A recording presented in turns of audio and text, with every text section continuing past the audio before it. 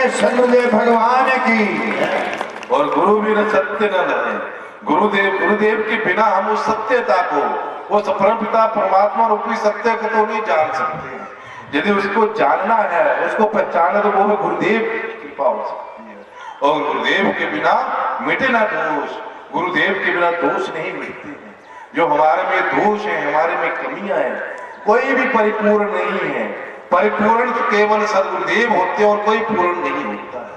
हर किसी में त्रुटियां होती हैं, कोई ना कोई दोष होता है, और वो दोष भी गुरुदेव की कृपा के बिना जा नहीं सकते हैं। तो ये सब हमारे सदगुरुदेव की कृपा है, उन्हीं का आशीर्वाद है कि हम यहाँ तक पहुंचे हैं और आगे भी हम पहुंचेंगे, जाएंगे, हम विस्तार करेंगे। ये आपका आश्रम है, आपका अपना घर है।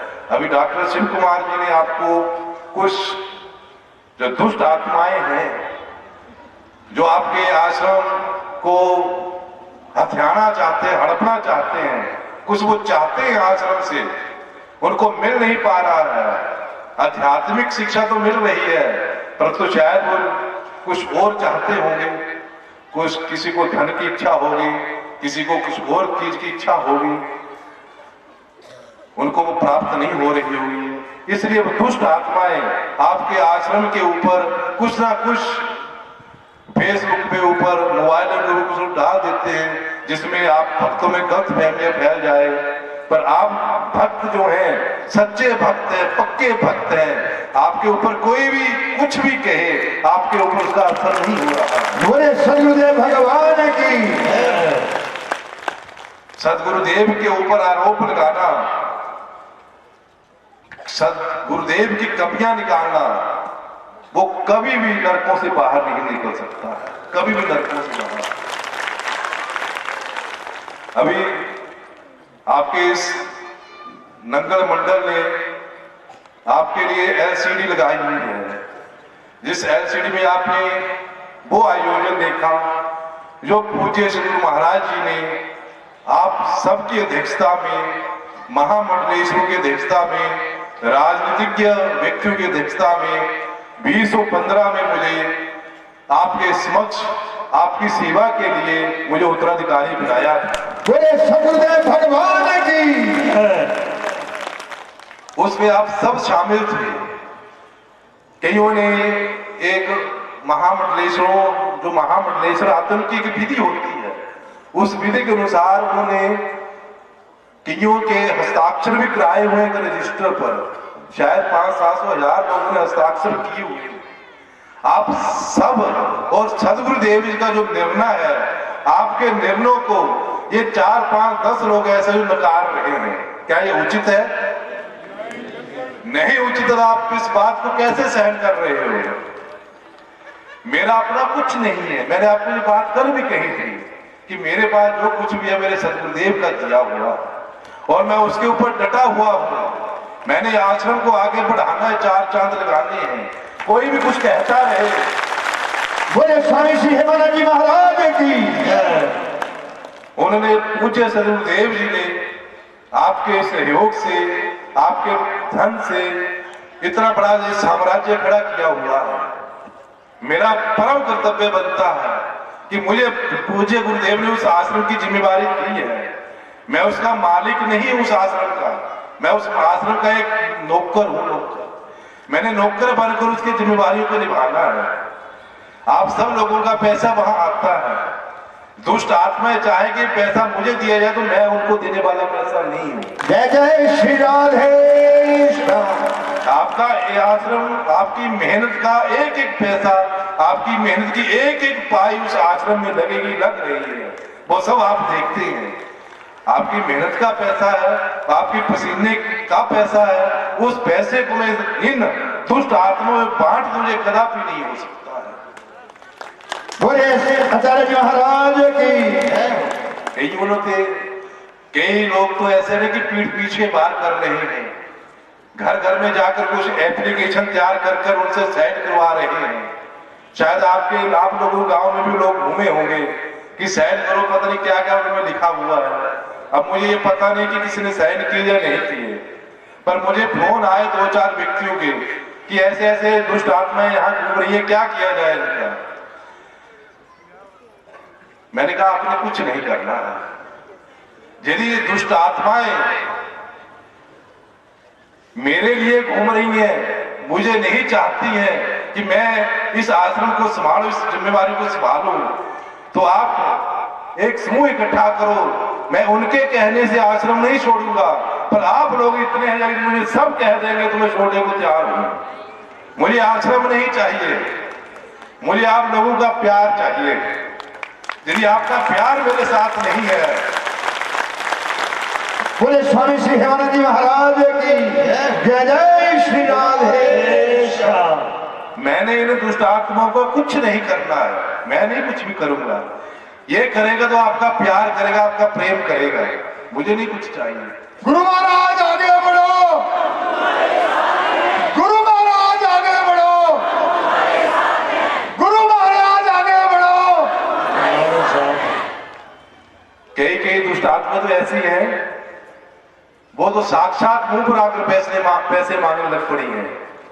हमें पैसे दो। किस बात के पैसे दो? हम आपके आश्रम का प्रचार करते हैं। हमने कहा हमें प्रचार की जरूरत नहीं है, हमारे भक्त बहुत है प्रचार करने वाले। भक्त करेंगे प्रचार, पैसा प्रचार नहीं करेगा। बोले भक्त भगवान की। सदगुरुदेव का नाम रोशन के भक्त करते, ना कि पैसा करता है। किस बात का पैसा दिया जाए उनको? और बहुत बातें आपके सुनने में आई होगी, पर यदि आपका अपने सदगुरुदेव के प्रति, आश्रम के प्रति, धोने के प्रति सच्चा प्रेम है, तो उस प्रेम ने ही आपके आश्रम को आसमान तक पहुंचाना है। ये दुष्ट आत्माएं कुछ नहीं कर पाएंगे। अभी पीछे कई दिनों से बात चल रही थी,